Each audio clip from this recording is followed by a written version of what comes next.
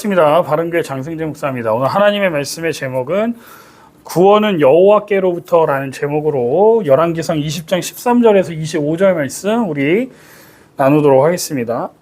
몇 년 전이었어요. 어떤 위기의 상황을 맞았는데 아무리 계산해도 방법이 없더라고요. 돈으로도 안 되고 사람이 도와줘도 해결이 안 되는 상황이었습니다. 기도는 했는데 솔직히 확신이 없었어요. 하나님이 도우실 거라는 기대보다 그냥 내가 할 수 있는 게 아무것도 없다는 현실만 더 크게 다가왔습니다. 그런데요, 참 이상하게도 그 시기에 하나님이 움직이시더라고요. 전 아무것도 안 했고 믿음도 없었고 기도조차 제대로 못했는데 하나님이 누군가를 보내시고 길을 여시고 상황을 정리해 가셨어요. 그때 제가 확실히 배운 게 하나 있었습니다. 하나님이 일하시는 건 내 상태와 비례하지 않는구나. 오늘 본문이 바로 그런 장면입니다. 첫 번째입니다. 하나님은 우리가 준비됐기 때문에 일하시는 분이 아니라는 거예요. 본문을 보면요, 상황은 완전히 절망적입니다. 아람 왕 베다닷이 연합군을 이끌고 이스라엘을 지금 포위합니다. 전세는 불리하고 왕은 무기력해요. 아합은 하나님을 가까이 한 사람도 아닙니다. 오히려 악한 왕으로 성경에 기록된 인물이에요. 그런데 그런 아합에게 하나님이 선지자를 보내셨죠. 13절입니다. 한 선지자가 이스라엘 왕 아합에게 나아가 이르되 여호와의 말씀이 내가 이 큰 무리를 내 손에 넘기리니 네가 내가 여호와인 줄 알리라.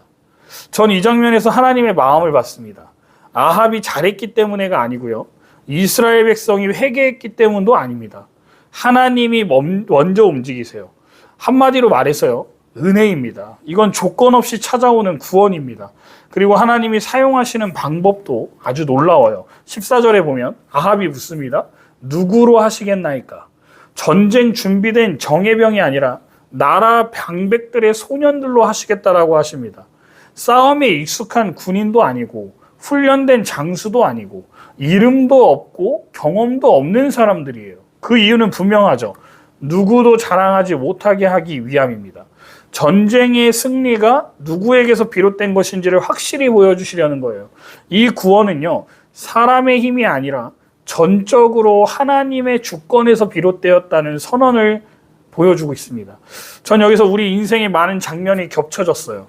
내가 약할 때, 준비되지 않았을 때, 아무 능력도 없을 때 하나님이 일하셨던 장면들이 말입니다.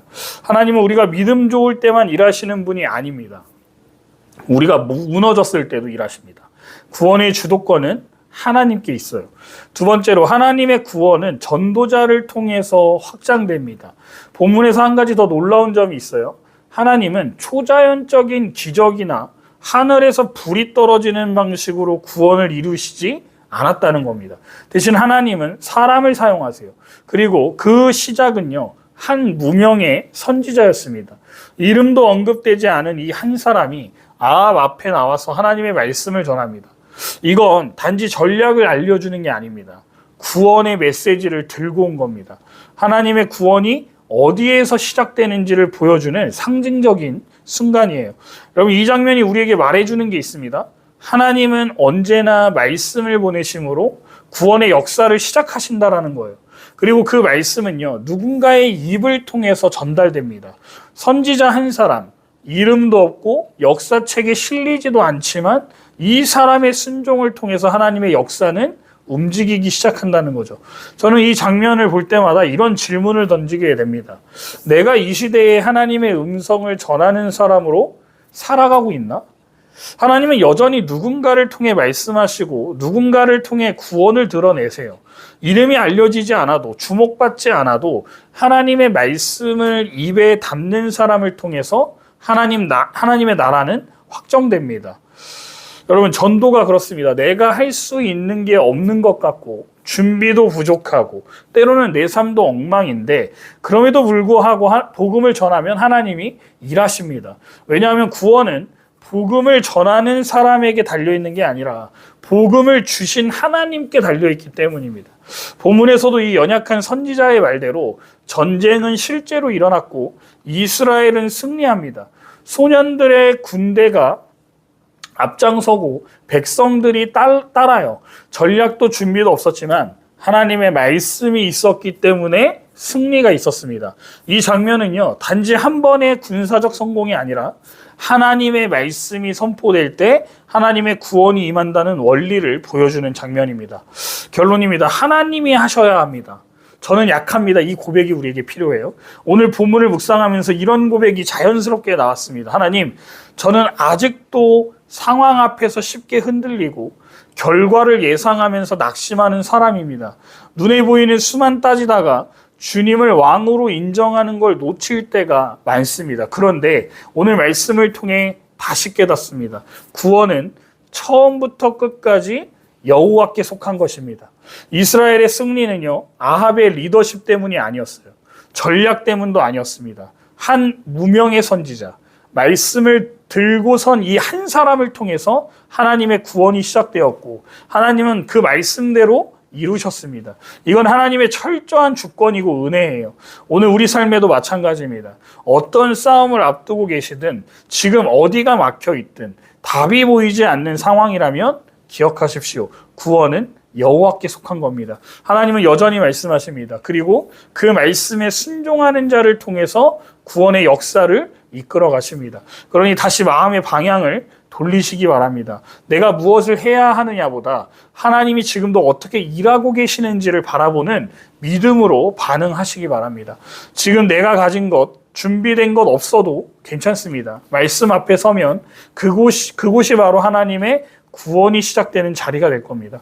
사랑하는 여러분, 구원은 결국 하나님이 이루시는 일입니다. 우리는 그분의 말씀을 전하고 붙들고 믿음으로 따라가기만 하면 돼요. 그럴 때 하나님은 우리 삶 속에서 여전히 구원의 주로 왕으로 선포되는 분이 되실 겁니다. 오늘도 그 하나님 앞에 마음을 다시 열고 내 삶의 모든 자리를 맡겨드릴 수 있는 믿음을 주님께 구합시다. 그리하여 오늘 우리 삶의 모든 영역 속에 구원은 여호와께 속한 것이라는 고백이 실제가 되시기를 주님의 이름으로 축원드립니다. 기도합니다. 하나님 아버지, 오늘 말씀을 통해 다시금 깨닫습니다. 구원은 우리의 손에 달린 것이 아니라 전적으로 주님께 달려있는 일임을 말입니다. 저희는 자주 상황 앞에 두려워하고 제 힘으로 뭔가 해보려 하다가 지쳐버립니다. 믿음이 아닌 불안으로, 기도가 아닌 계산으로 앞을 헤아리며 흔들릴 때가 너무 많았습니다.